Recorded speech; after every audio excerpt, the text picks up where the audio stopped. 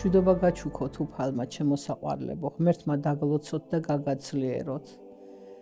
ჩვენ ახლა ვიმყოფებით ქარელის რაიონში, სოფელ დირბში, სამწმინდათა დედათა მონასტერში. იოანე დამასკელის წმინდა ბარბარესი და იულიანას სახელობის მონასტერში. ეს მონასტერი აშენდა ბატონი სლავა შერაზადიშვილის შემოწირულობით. უშუალოდ ააგო მამა იოანე ოხანაშვილმა. რა თქმა უნდა, მეუფე იობის ლოცვა კურთხევით. დირბში მომიწია მსახურება, ის 20 წელიწადი მომიწია იქით მსახურება და თავისი ისტორიული წარსულით დიდად მნიშვნელოვანი სოფელი არის. შესაძლოა ბევრმა არც იცოდეს და ჯვრის მონასტრის, პალესტინაში ჯვრის მონასტრის მეტოქიონი იყო. ახლა რაც შეეხება დღევანდელობას დირბისას გამორჩეული იმითაც არის, რომ ზოგიერთ სოფელში ტაძარი არ არის. ცდილობენ აშენებენ პატარა ეკვდერს და სოფელ დირბში კიდე 3 მონასტერი არის. ერთ-ერთი მონასტერი აი ველად რაღაც ისეთ უდაბნო ადგილას 3 კილომეტრში შორაულ სოფლის ტერიტორიაზე არის სამწმინდა, ესე მოიხსენიებთ, ესე იგი დირბის სამწმინდის მონასტერი, დედათა მონასტერი არის. ეს მონასტერი აშენებული არის იოანე დამასკელის, მე მის სახელს ვატარებ, ძალიან დიდი სურვილი მქონდა, რომ ეკლესია აგვეშენებინა იოანე დამასკელის პატივად. ქალწულმოწამე ბარბარესი ერთ დღეს არის მათი ხსენება და ერთი სიტყვით ესეთი სურვილი გაგიჩნდა, რომ და მეუფისგანაც, მეუფის საკურთხევითაც გამტკიცებული, ავაშენეთ სამწმინდის ეკლესია, მონასტერი დაფუძნდა, მოეწყო კეთილი მოეწყო. ამ ყველაფერში მხარდაჭერას ბატონი სლავა გვიწევდა. ჩემი სამონასტრო მოღვაწეობა დაიწყო მეახლოებით 6 წლის წინ, როდესაც შვილი გარდამეცვალა. შვილის გარდაცვალების მერე გადავწყვიტე, რომ წამოსულიყავი მონასტერში, იმიტომ რომ ერში ჩემი ცხოვრება ძალიან შეუძლებელი იყო. ვერანაირად ვეღარ ვახერხებდი, გავხდი ძალიან აგრესიული ყველას მიმართ და საშინელება იყო ჩემი ერში ცხოვრება. როცა ჩემი შვილი ცოცხალი იყო, ყოველთვის მეუბნეოდა, რომ მე წავსულიყავი ეკლესიაში და გამხდარიყავი მაზიარებელი. ყოველთვის მივდიოდი ტაძარში, ვანთებდი სანთელს, მაგრამ არასოდეს მაზიარებელი არ ვყოფილვარ და შენიშვნას მაძლევდა ყოველთვის ჩემი შვილი თვითონ მაზიარებელიც იყო, აღსარებელიც იყო და მეუბნეოდა, შენ რა დედა ხარ, როცა შვილებზე არ ლოცულობ და არ ეზიარებიო, ალბათ ჩემი ცოდვების გამო დავისაჯე ასე მეთქი, მე რო ჩემ შვილზე ასე მელოცა, როგორც დღეს ვარ, ალბათ დღეს ცოცხალი მეყოლებოდა. როდესაც ჩემი შვილი გარდაიცვალა, ჩავთვალე, რომ მე დიდი დანაშაული მქონდა ჩემ შვილთან და გადავწყვიტე, რომ წამოსულიყავი მონასტერში საცხოვრებლად. როცა წამოვედი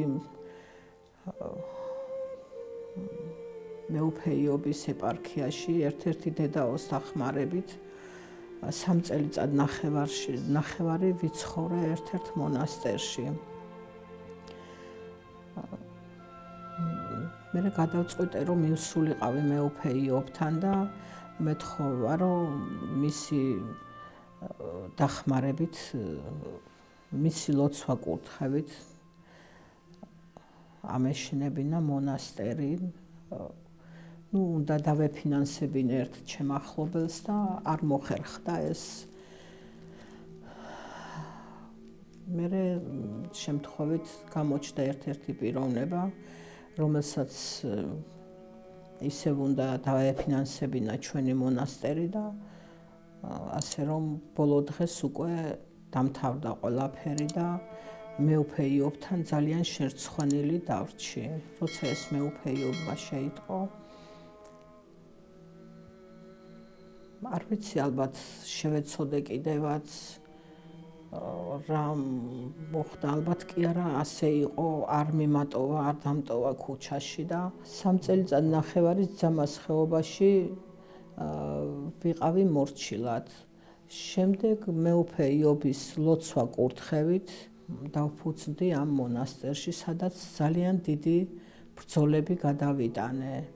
მქონდა საშინელი შიშები, ხვლიკებთან ერთად ცხოვრობდი, შემომესია თაგვები, რა ვიცი, მეორე სართულიდან მესმოდა ხმები, ანუ ფეხის ხმა დადიოდა, სინათლეები ინთებოდა, ქრებოდა, საშინელი დღეები გადავიტანე, მაგრამ ერთმშვენიერ დღეს, როდესაც ფერიცვალება დღე გათენდა, ვეზიარე, დაღამდა და მეორე დილა რო გათენდა, საერთოდ ყველანაირი შიში მოხსნილი მქონდა, მის მერე არანაირი შიში აღარ გამაჩნია და ვცხოვრობ ამ მონასტერში.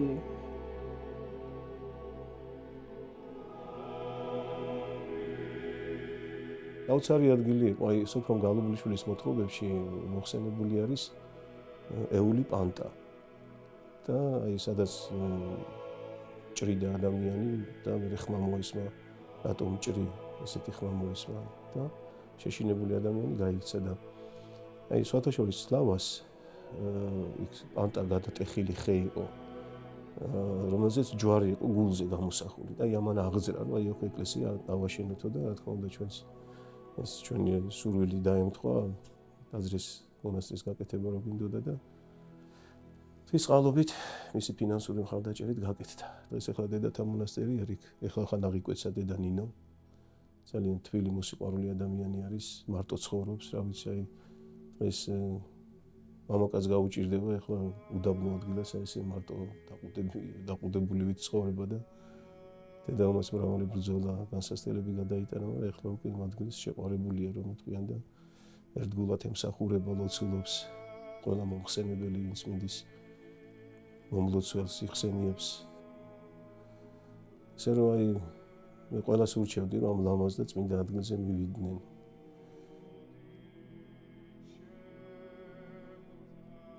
ვფიქრობდი, რომ მეუფე იობი კი შევაწუხე კიდევაც და უთხარი, რომ კადრი ენახა, რომ მე აქ გამჩერებელი არ ვიყავი, ვერანაირად ვერ ვიცხოვრებდი აქ, მაგრამ მადლობა უფალს, რომ დაალაგდა ყველაფერი. ეხლა არ ვიცი, ისე ვარ უკვე, რომ მართალია მარტო მყოფელი ვარ, მარტო ვცხოვრობ, მაგრამ მადლობა უფალს და მადლობა ყველას, რომ გვერდში მიდგანან, მაინც თავიდან ძალიან დიდი ბრძოლები გადავიტანე, ყველა მიმატოვა. არ მეუტოვები ვარ მეუფე იობს, არ მეუტოვები ვარ ჩემს მოძღვარს მამა ლაზარეს, რომელიც არის გრიგორ ხანძთელის წინამძღვარი. ყოველთვის მეუბნეოდა, რომ გაუძელი ცოტა ხანი და ყველაფერი კარგად იქნება და მადლობა უფალს, რომ დამედგა გვერდში და ყველაფერი ისე დაალაგდა, როგორც საჭირო იყო.